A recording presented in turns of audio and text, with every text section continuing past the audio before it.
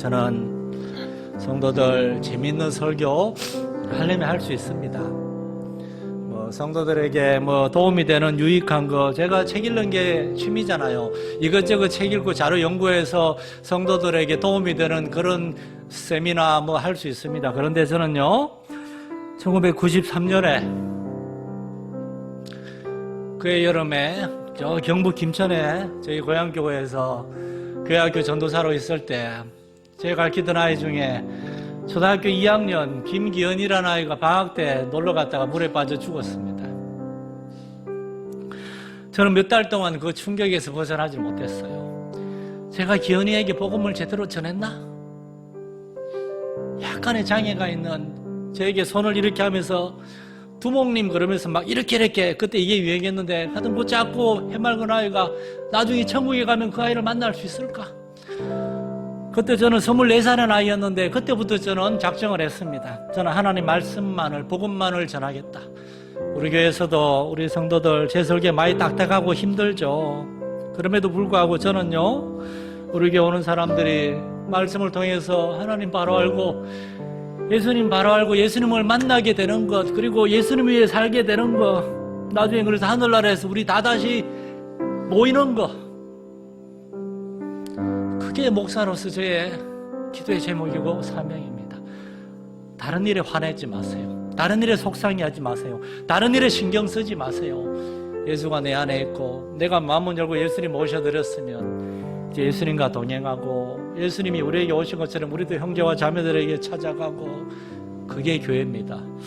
우리 마산젤린 교회가 그러한 교회가 되게 해달라고, 우리 교회에서 처음으로 주님을 만나게 되고 회심하고 구원받고 새 생명 얻는 우리 아이들, 학생들, 젊은이들, 어른들이 날로 있고 구원을 얻었으면 구원 얻는 믿음 안에서 자라고 변화되는 역사가 날로 있게 해달라고, 우리 교회를 위해서, 우리 성도들을 위해서 통성으로 한번 기도하겠습니다.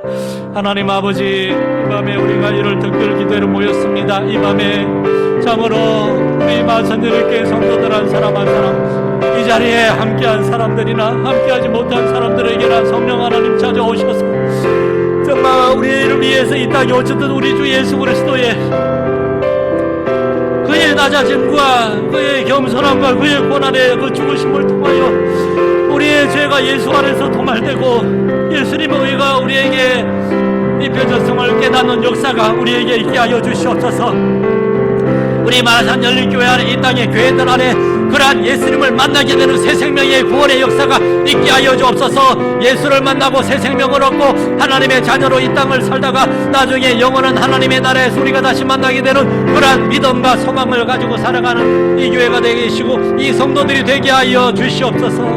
올 한 해 우리 마산 열린교회 안에 그러한 놀라운 그 회심과 구원의 역사가 계속해서 있게 하시고, 하나님이여, 우리가 구원을 받았으면 하나님이 영적인 갓난아이 어린아이에 머물지 않고 하나님이여, 우리 자신만 생각하는 그런 이기적이고 그런 어리석은 어린 자리에 머물러 있지 않고 우리가 자라게 하시고 성장하게 하여 주옵소서. 예수 그리스도의 일꾼이 되어서 우리도 예수님과 같이 사람들을 찾아갈 수 있는 은혜가, 이 교회가 그렇게 변화가 있는 교회가, 성장 있는 교회가 되게 하여 주시옵소서.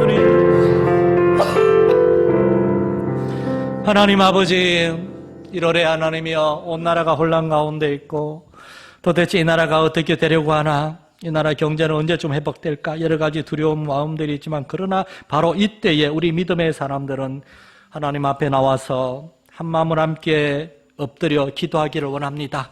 하나님의 세상을 창조하셨고 이 나라 민족 여기까지 지켜주셨고 이 땅에 여기에 우리 교회를 세워주셨사오니, 이 교회는 우리 주 예수 그리스도의 몸이오니 우리 주님께서 성령으로 찾아오셔서 우리 한 사람 한 사람 믿음의 회복이 있게 하시고 우리를 통하여 이 땅 가운데서 계속 일하시는 그러한 교회, 주님이 함께 하시는 그런 교회가 되게 하여 주옵소서.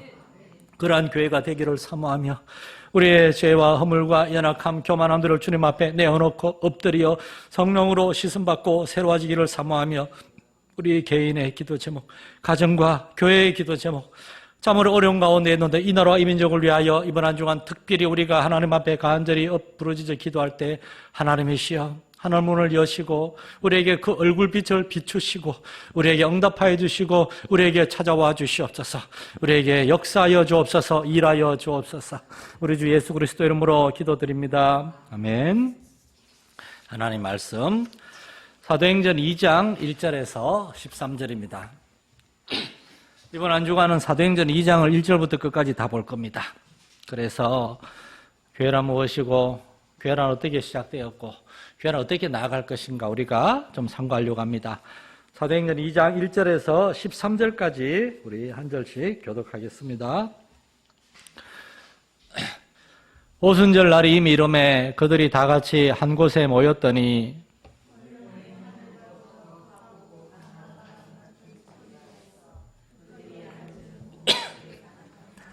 마치 불의 혀처럼 갈라지는 것들이 그들에게 보여 각 사람 위에 하나씩 임하여 있더니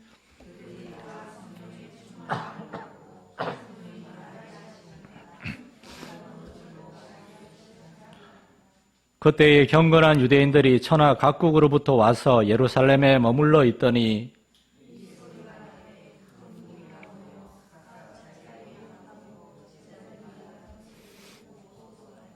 다 놀라 신기하게 여겨 이르되 보라 이 말하는 사람들이 다 갈릴리 사람이 아니냐.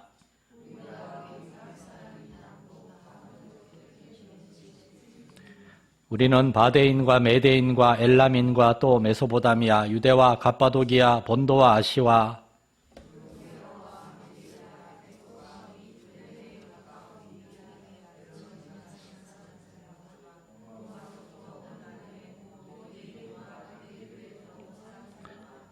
그레데인과 아라비아인들이라 우리가 다 우리의 각 언어로 하나님의 큰 일을 말함을 듣는도다 하고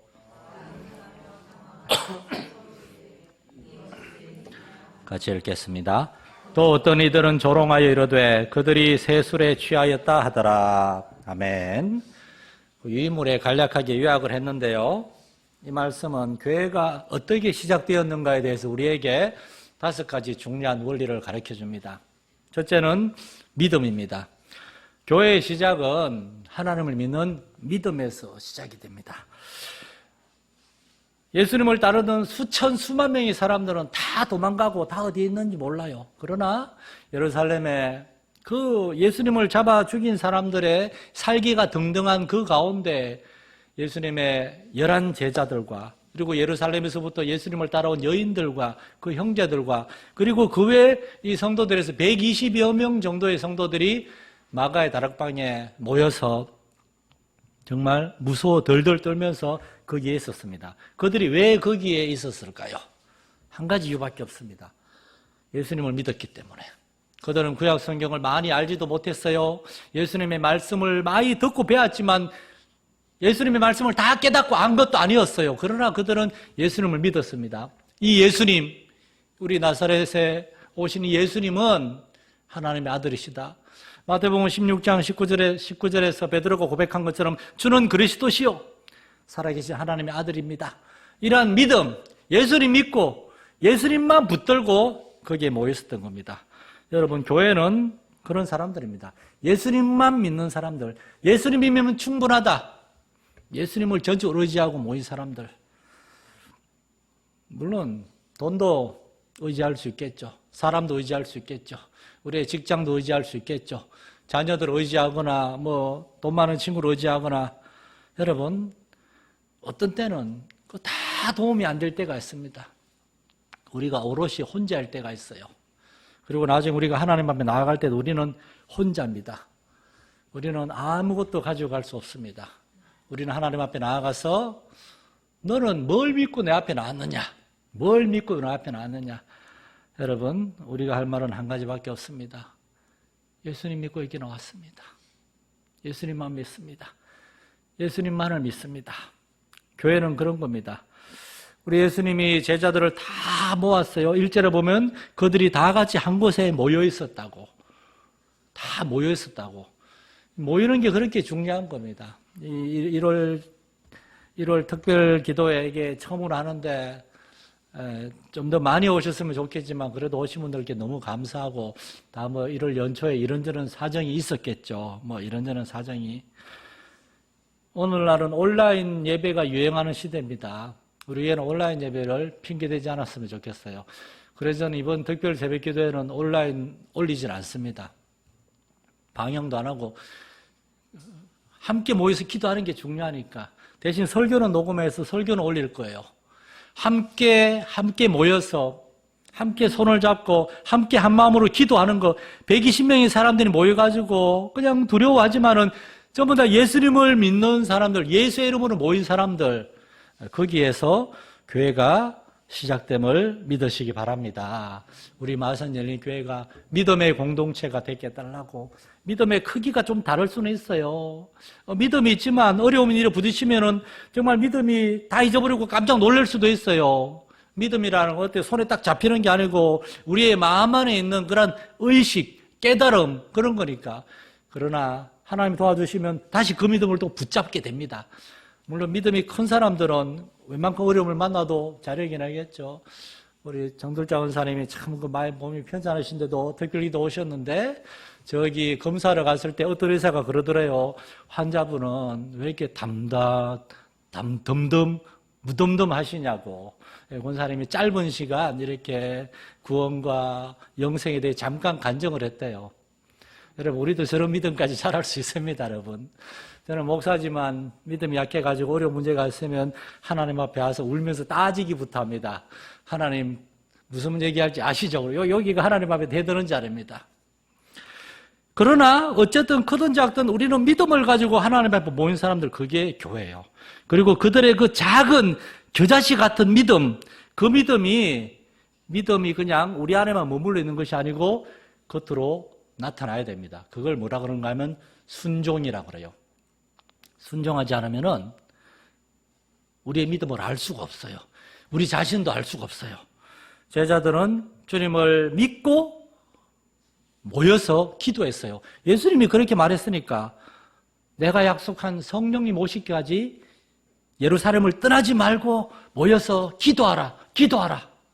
예수님이 말씀하셨는데 예수님을 믿었을 뿐만 아니라 모여서 기도했어요.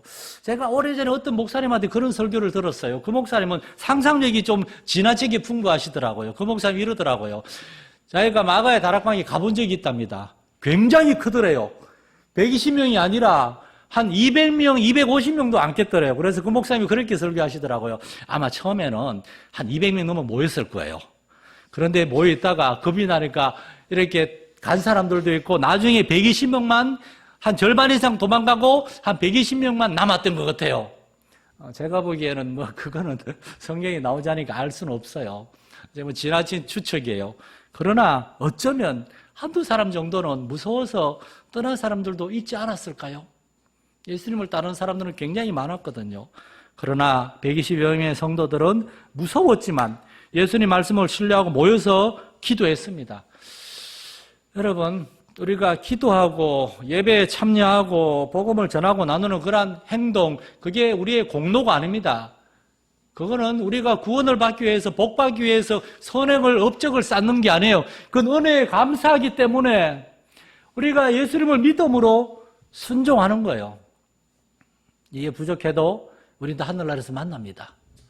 그러나 하늘나라에, 정말 겨우겨우 하늘나라에 들어가서 거의 정말 일평생 주님을 위해서 기도하고 성실히 주님을 섬겼던 그러한 사람들이 우리 하나님께 의의 멸류관을 받는 모습을 우린 부러워하면서 구경할 수도 있습니다. 저는 1시간이면 설교 한 편을 준비할 수 있습니다. 설교 준비를 89년부터 설교를 했는데 36년을 설교를 했는데 한 1시간이면 설교 한 편 준비할 수 있습니다. 그러나 그런 설교하면요, 여기 권사님들 교회 설교 오래 들으신 분들은 딱 5분 들으면 무슨 내용인지 다 압니다. 그런 설교 들으려고 여러분이 교회에 앉아 있는 건 아니잖아요. 로이드 존스 목사님은 설교 한 편을 준비하는데 10시간 이상을 연구했답니다. 그분은 영국 옥스퍼드 대학 의과대학을 1등으로 입학했어요.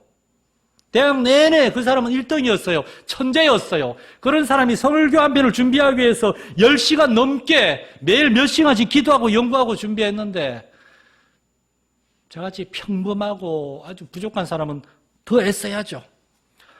주님을 믿는 사람들은 주님께 순종하기 위해서 이 제자들은 오로지 기도에 힘썼습니다. 이거밖에 할 수 있는 것이 없기 때문에 우리도 하나님 앞에 내가 할 수 있는 것, 내가 어떻게 주님을 섬길 것인가. 기도는 당연한 거고 주님 앞에 순종함으로 하나님을 영화롭게 할 수 있는 저와 여러분 될 수 있기를 소망합니다. 거기에 하나님의 응답이 있었습니다. 사람들이 모여서 백날 기도해도 아무런 변화가 없었던 것이 아니라 그들이 모여서 기도했을 때 하나님이 응답하셨어요. 왜냐? 하나님은 약속을 지키는 분이니까. 이 기도 제목 빨리 안 낸 사람들 빨리 좀 내세요. 이번에 제가 여러분에게 특별한 서비스를 준비했습니다. 이거 악필로 아무렇게나 써서 내시면 제가 타이핑 크다랗게 해가지고 그림으로 만들어서 여러분 핸드폰으로 보내줄 거예요. 그리고 핸드폰에 이렇게 딱 보면 보여요. 우리 주일날 한 35명, 40명 나오는데 9명 냈는데 9명 이거 다 만들어가지고 보내줬거든요. 핸드폰 딱 켜면 여기에 기도 제목이 나옵니다. 새벽마다 이거 보면서 이렇게 기도하려고. 여러분 이거 빨리 내시기 바라요. 올 한해 구체적으로 기도하십시오. 올 한해 하나님이 반드시 응답해 주십니다. 하나님은 우리에게 기도하라고 명령하셨기 때문에 우리 기도에 응답해 주십니다. 제자들에게 응답하셔서 나타나셨어요. 어떻게? 성령으로. 이게 교회의 시작과 전부입니다. 사도행전은 성령 행정이에요. 두려움 가운데 기도하는데 제자들은 성령님이 누군지 아직 잘 몰랐어요. 예수님이 이렇게 말씀하셨어요. 아버지께서 약속하신 것을 기다리라. 왜냐하면 성령님에 대해서 아직 제자들이 모르니까 아버지께서 약속하신 무언가 누군가가 내려올 것이다. 그리고 성령님이 오셨습니다. 성령님이 오셨을 때 제자들은 자기 안에 누군가 찾아오셨다는 걸 알았어요. 아이가 이렇게 길을 가는데 자꾸 드리븐 해요. 이렇게 엄마 아빠를 찾는 거죠. 엄마 아빠가 옆에 다 와서 손을 잡아주면 그때부터 아이는 천하무적이 됩니다. 아무데나 막 갈 수 있어요. 그러나 위험한 게 하나도 없어도 엄마 아빠가 손을 안 잡아주면 아이는 겁이 나서 어디 못 갑니다. 성령님이 우리 안에 찾아오시면 여러분 우리 분명히 느낄 수 있습니다. 이건 말로 설명할 수 없는 어떤 확신과 담대함. 정말 하나님이 나에게 오셨구나. 나와 함께 하시는구나. 제자들은 그거를 느꼈어요. 그때 제자들은 그전에 무서워 다 숨어있던 제자들이 베드로는 예수님을 못 온다고 대제사장이지만 하인들이 베드로에게 당신도 저 예수의 제자지 그랬을 때 3번이나 모른다고 부인했던 베드로가 벌떡 일어나가지고 밖에 나가서 설교를 시작했습니다. 설교를. 여러분 이걸 어떻게 설명할 겁니까? 이게 불과 열흘입니다. 열흘 전에 베드로는 그러니까 정확히 말하면 50일이죠. 예수님이 땅에 40일 계셨으니까 예수님이 십자가에 못 박히셨을 때 베드로는 예수님 못 온다고 3번 부인했어요. 그리고 40일 지나고 그 다음에 열흘 지나고 오순절이 되었을 때 50일, 한 달 20일 만에 베드로는 이렇게 변했어요. 여러분 우리도 저와 여러분들에게 변화될 수 있는 줄 믿으시기 바랍니다. 여러분 마음속에 저 아이, 저 젊은이, 저 성도 변화될까?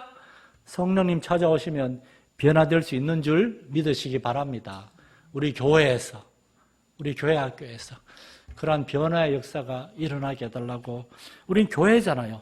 초대교회도 교회잖아요. 거기에서 그러한 역사가 나타났으면 여기에서도 나타날 수 있다. 왜냐? 2000년 전에 예루살렘에서 역사하신 하나님은 지금도 동일한 하나님이니까 이러한 믿음을 가지고 이번 한 주간 우리 간절히 기도하고 계속해서 올 한해 하나님께 기도할 수 있는 그리고 응답받는 저와 여러분 될 수 있기를 우리 간절히 소망합니다.